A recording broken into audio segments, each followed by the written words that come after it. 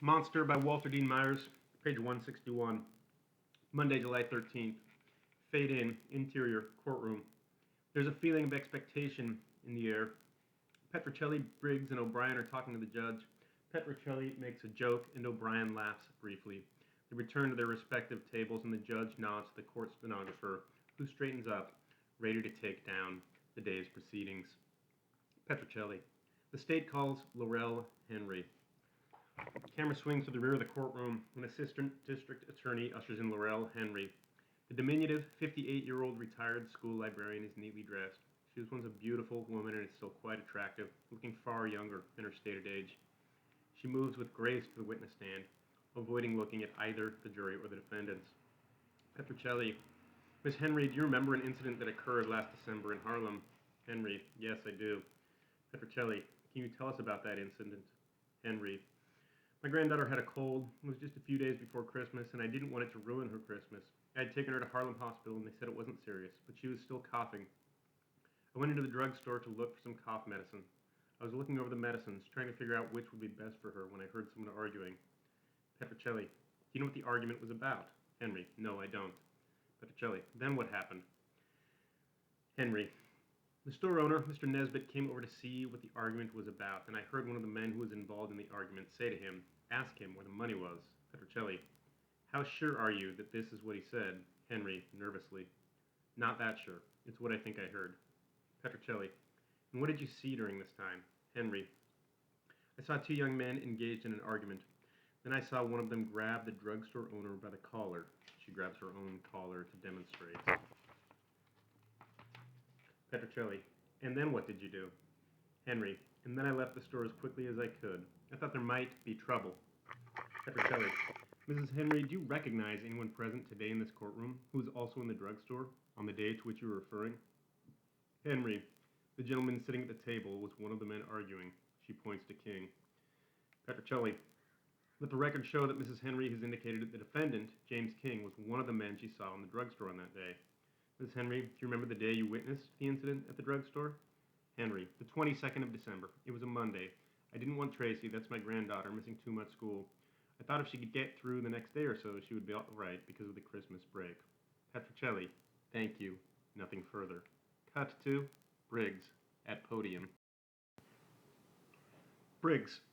Mrs. Henry, did you have occasion to see some photographs of Mr. King? Henry. Yes, I did at the police station. Briggs. You heard about the robbery and the death of Mr. Nesbitt, and you went to the police. Is that correct? Henry. That's correct. Briggs. And the police showed you a series of pictures. Would you say 1,000 pictures? Henry. 1,000? No, maybe 30 to 40. Briggs. Maybe 20? Henry. I think more than 20. Briggs. Would you say 27? Henry. I couldn't say for sure. Briggs. So the truth is that the police showed you a few photographs and asked you to cooperate with them in finding a killer. Is that correct? Henry. More or less. Briggs. More or less? Well, I want to get to the truth of this matter, Mrs. Henry. The police did show you the pictures, and they were looking for your cooperation in finding a killer. Is that correct? Henry. Yes. Briggs. Mrs. Henry, while you were looking over the pictures, were there moments of hesitation? Were there moments when you weren't quite sure? Or did you recognize Mr. King as soon as you saw his picture? Henry. I didn't recognize him at first, but then I did. The pictures look different than he does in person. Briggs. So how did you recognize him if he looks different in person than he does in the photographs? Henry. I finally recognized him, and when I see him now, I recognize him. Briggs. Mrs. Henry, were you ever given a description of Mr. King? Ever told how much he weighed or how tall he was? Henry. No, I was not. Briggs. You said that someone said something about Mr. Nesbitt showing them where the money was. Is that correct? Henry. That's correct. Briggs. Do you remember who said that? Was it the man you think was Mr. King? Henry. I don't know. Briggs. You testified in a pretrial hearing that you had some trouble testifying that Mr. King was involved in this event. Is that correct?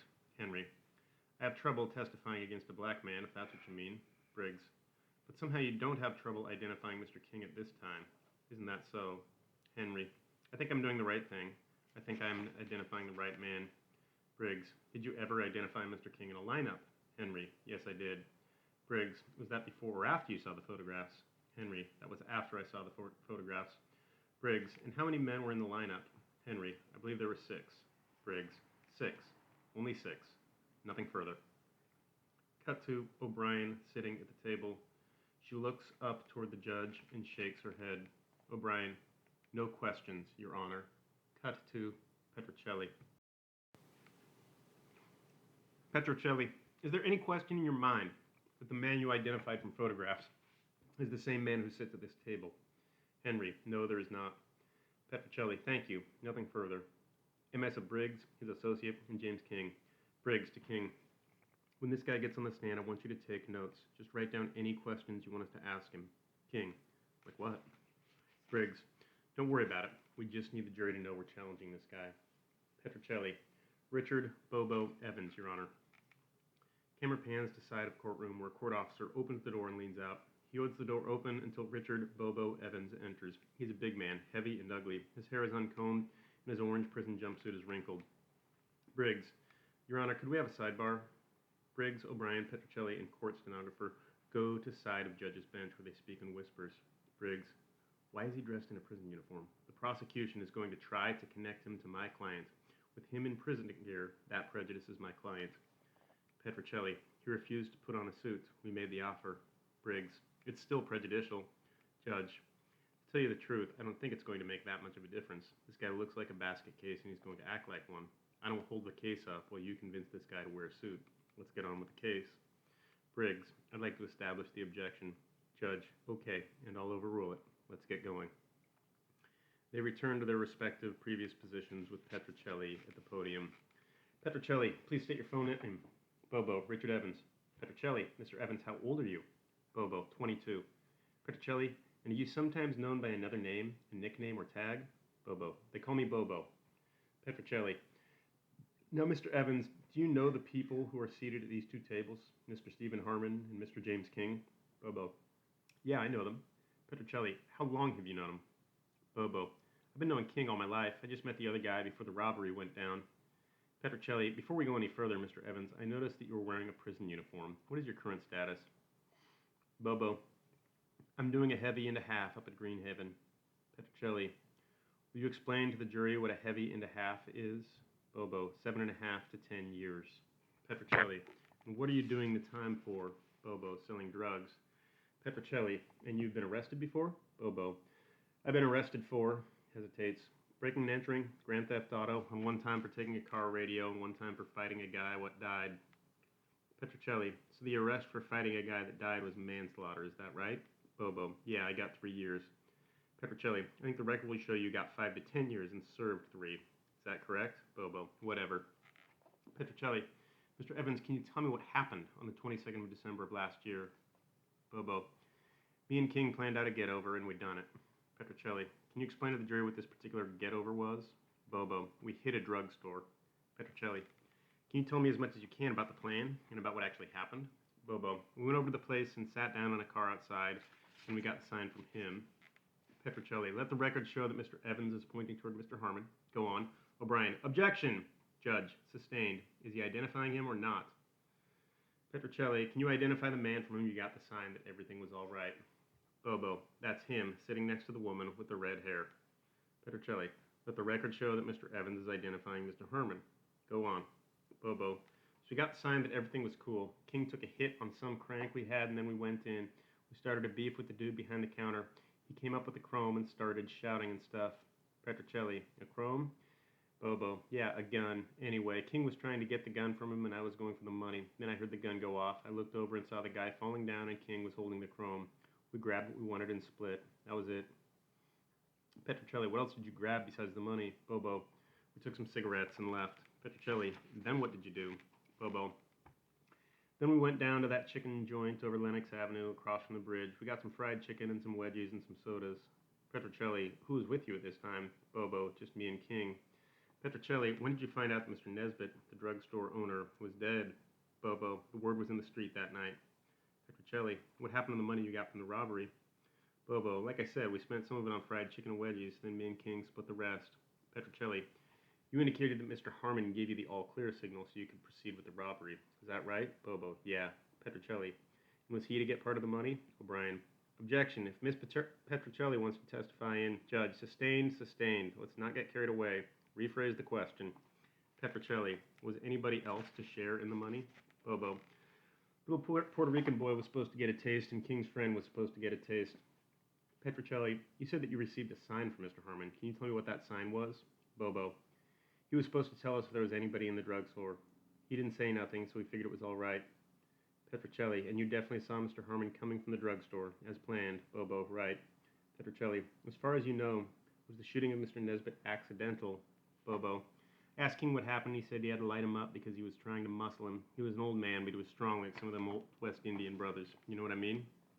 Petrocelli, can you tell me how it was that you were arrested? Bobo, embarrassed.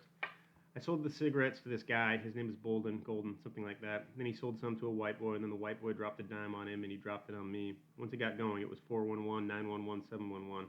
I guess it was dropping dimes with 800 numbers too. And the cops came and started talking to me. I said I didn't know nothing about it, but then I got busted on a humble and went down. Briggs, you also admit that you were in the drugstore to commit a felony. Is that correct? Bobo, yeah. Briggs, so you were in the drugstore committing a felony in this case being robbery, and during the commission of that felony, a man was killed. Bobo, yeah. Briggs, so by your own admission, under New York state law, you were guilty of felony murder, which the possible penalty is 25 years to life without parole. Bobo, so? Briggs, and you haven't been tried for this crime yet, so if you ever want to walk the streets again, you had better find somebody to take the weight. Isn't that correct? Bobo, what are you saying? Am I trying to cop a plea? I just told you I was trying to cop. Briggs, and we know who you are, don't we? You're the dope dealer and the thief who could see a man killed and then go over to a fast food place and have a nice meal. That's who you are, right? Bobo, I didn't have nothing to eat all day. Briggs, so after you killed Mr. Nesbit, Bobo, I didn't kill him. Briggs, as far as this jury knows, you're the only man who admits being in the drugstore when Mr. Nesbit was killed. You admitted to planning the robbery. You also admitted to taking the cigarettes, and you admitted to being there when Mr. Nesbit was lying on the floor of the store he had worked so hard for. But you blamed somebody else for the killing to get a break for yourself. Isn't that right? Bobo, I think King was high or he wouldn't have shot the dude. He didn't have to shoot him. He's the cause of me being in this mess. Briggs, not you. You didn't want to do the stick-up? Bobo, man, later for you. Briggs, nothing further. Judge, Miss O'Brien? O'Brien, from a chair. Mr. Evans, when did you have a conversation with Mr. Harmon about this robbery? Petrocelli, smiling. Perhaps counsel wants to approach the podium. O'Brien stands and goes slow to the podium, looking at her notes. Bobo, I didn't have a conversation with him. He's King's friend. O'Brien, so let me get this straight. What was Mr. Harmon supposed to do if there were cops in the drugstore? Bobo, give us a signal. O'Brien, what was that signal to be? Bobo, something to let us know there were cops in there. O'Brien, and if there were no cops in there, what was he supposed to do? Bobo, I don't know. O'Brien, you said you planned the robbery with Mr. King. Didn't he tell you? Bobo, I thought King had it hooked up. He told me he had everything straight. O'Brien, you testified that you did not have a gun when you entered the drugstore. Is that correct? Bobo, right. O'Brien, how do you know now that the gun that was used was not brought into the drugstore by whoever it was you were with? Bobo, King said he didn't have no gun. O'Brien, so you're relying pretty much on what you've been told about this robbery. Is that correct? Bobo, except what I seen. O'Brien, and what you saw was when you were actually involved in the holdup? Bobo, that's right. O'Brien, did you ever talk to Osvaldo? Bobo, I said a few words to him. O'Brien, you told me that he had better participate in the crime or you would hurt him. Bobo, he wanted in. O'Brien, but he testified that the only reason he was involved in this stick-up was that he was afraid of you. Bobo, I wouldn't bring anybody into a serious jam unless they wanted to be there. You can't rely on nobody that don't want to be there. O'Brien, when you're in the drugstore and you've admitted being there, did you see anyone else in the store? Bobo, I didn't see the lady. O'Brien, but you know now that a lady was in the store, is that correct? Bobo, yeah. O'Brien, how did you find that out? From Mr. King? Bobo, detective told me. O'Brien, King told you about the plans, or when he wanted you to know of them. The police told you about the witness. Are you sure you were there? Bobo, I told you I was there. O'Brien, as a matter of fact, your deal depends on your admitting you were there, doesn't it, Mr. Evans? Bobo, yeah. O'Brien, did you talk to Osvaldo after the stick-up? Bobo, no. O'Brien, did you talk to Mr. Harmon? Bobo, no. O'Brien, how about the money? Weren't you supposed to split the money up? Bobo, when we found out the guy was dead, we decided to lay low. O'Brien, who's the we who decided to lay low? Bobo, me and King. O'Brien, thank you. Nothing further. Cut to Petrocelli adjusting her glasses. Petrocelli, prior to the robbery, just before the robbery, what were you and Mr. King doing? Bobo, just before we went in? Petrocelli, yes, just before you went in. What were you doing? Bobo, waiting for him to come out. Petrocelli, who are you referring to when you say him? Bobo, him, that guy sitting over there. Petrocelli, let the record show that Mr. Evans is referring to Steve Harmon. Nothing further. O'Brien stands quickly. But you had not spoken to Mr. Harmon prior to the stick-up. Bobo, nah. O'Brien, and you didn't speak to him after the stick-up or split any money with him. Bobo, I told you we decided to lay low. We would have given him his cut later when things cooled down. O'Brien, did that time ever come? Bobo, I don't know what King did. O'Brien, but as far as you know, there was no money given to Mr. Harmon. Bobo, I don't know what King done. O'Brien, nothing further. Cut to MS of jurors from Steve's point of view. One juror, a middle-aged man, looks directly toward the camera for a long time. The camera then moves away as if Steve has turned away from the accusing stare. Petrocelli, the people rest. Fade out. Fade in, concentric, colorful circles and hurdy-gurdy music. A hustling, bustling cartoon city comes alive on the screen. Then a small cartoon man, dressed in an old-fashioned nightgown, looks out of his window. Cartoon man shouting, "The people rest." On screen, all cartoon characters stop. Cars screech to a stop, and then everybody sleeps. The people are resting. Cut to interior courtroom. Judge. I'll take motions this afternoon after lunch. The defense can start its case the first thing in the morning. It's a nice day out, and we'll adjourn and give the jury the rest of the day off unless somebody has an objection. We see the jury leave, then the various parties leave in turn. We see Mrs. Harmon come over and talk to O'Brien. Steve's mother is disturbed as a court officer comes over and stands near Steve. Fade out.